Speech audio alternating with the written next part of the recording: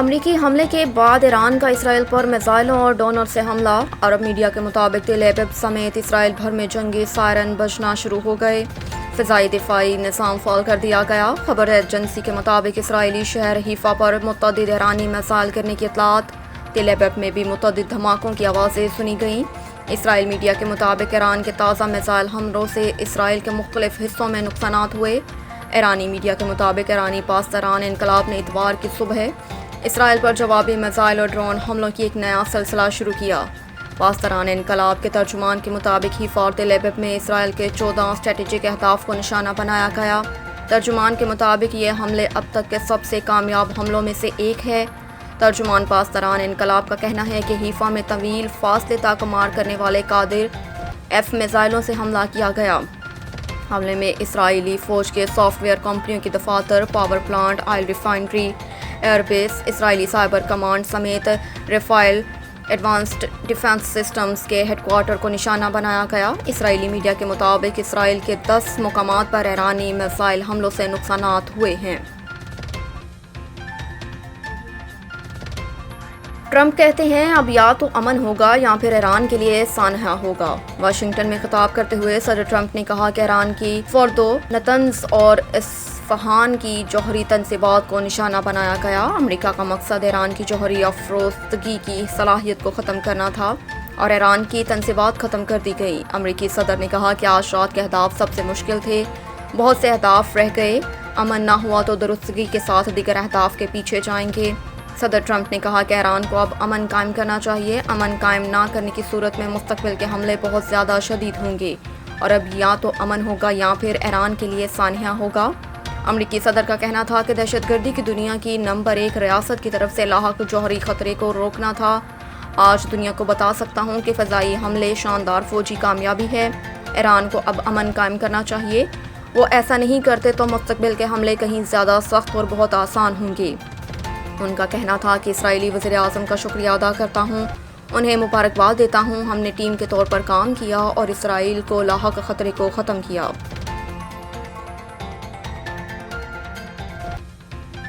ایرانی حکام کے مطابق امریکی حملے سے قبل ہی جوہری تنصیبات کو خالی کرا لیا تھا۔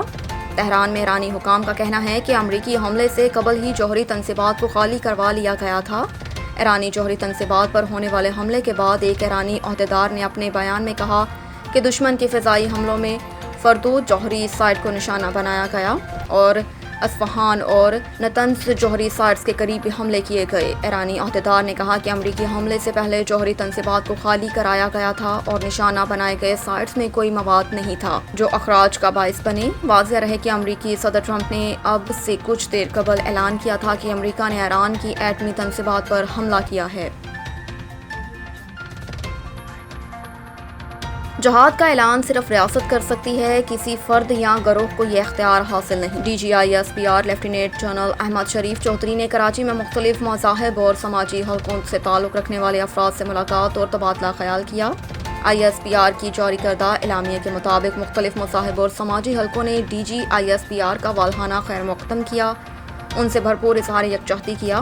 اس موقع پر گفتگو کرتے ہوئے ترجمان پاک فوج نے کہا کہ پاکستان میں تمام مذاہب کے ماننے والے برابر کے شہری ہیں۔ تمام مذاہب کو آئینی طور پر مکمل حقوق حاصل ہیں کیونکہ قومی اتحاد برابری اور ہم آہنگی سے ہی قائم رہتا ہے۔ لیفٹیننٹ جنرل احمد شریف چودھری نے کہا کہ بھارت پاکستان میں دہشت گردی کی پشت پناہی کر رہا ہے۔ پاک فوج جدید جنگی حکمت عملی کے ساتھ دشمن کو جواب دے رہی ہے۔ D G I S P R کا مزید کہنا تھا کہ نسلی یا لسانی نفرت جہالت ہے۔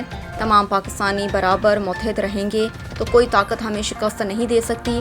جہاد کا اعلان صرف ریاست کر سکتی ہے، کسی فرد یا گروہ کو یہ اختیار حاصل نہیں۔ ملاقات کے دوران مختلف مذاہب اور سماجی طبقات کے نمائندوں نے D G I S P R کے ساتھ ملاقات کو قابل قدر قرار دیا، ان کا شکریہ ادا کیا اور اس خواہش کا اظہار کیا کہ آئندہ بھی اس نوعیت کی نشستیں جاری رہنی چاہیے۔ محکمہ موسمیات نے بارش کے حوالے سے بڑی پیشگوئی کر دی۔ تفصیلات کے مطابق اسلام آباد میں آندھی اور گرج چمک کے ساتھ بارش کا امکان ہے۔ کشمیر، خیبر پختونخوا، گلگت بلتستان میں بھی بارش کی پیشگوئی کی گئی۔ پشاور، مردان، شانگلہ، کوہستان، ایبٹ آباد میں بارش کا امکان ہے، جبکہ لاہور، گوجرانوالہ، فیصل آباد، راولپنڈی میں آندھی آئے گی۔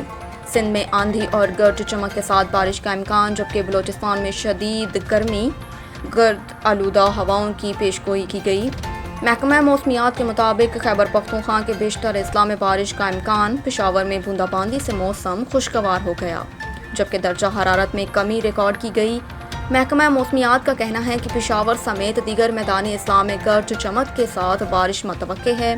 پشاور میں کم سے کم درجہ حرارت 27 ڈگری سینٹی گریڈ ریکارڈ کیا گیا، جہاں دن کے وقت پارہ 38 درجے تک جا سکتا ہے۔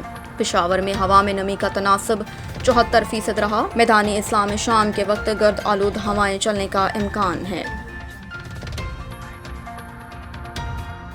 اور چیئرمین پی سی بی کی فیفا کے صدر سے ملاقات، پاکستان کے دورے کی دعوت دے دی۔ Chairman Pakistan cricket board Mohsin Naqvi کی واشنگٹن میں فیفا کے صدر جیانی انفانٹینو سے ملاقات ہوئی۔ ذرائع کے مطابق فیفا کے صدر نے محسن نقوی کی پاکستان کا دورہ کرنے کی دعوت قبول کر لی۔ ایکس پر بیان میں محسن نقوی نے کہا کہ فیفا صدر سے ملاقات میں پاکستان میں کھیلوں کی بے پناہ صلاحیتوں پر تبادلہ خیال ہوا۔ محسن نقوی نے ٹویٹ میں لکھا کہ فیفا کے صدر سے ملاقات شاندار رہی۔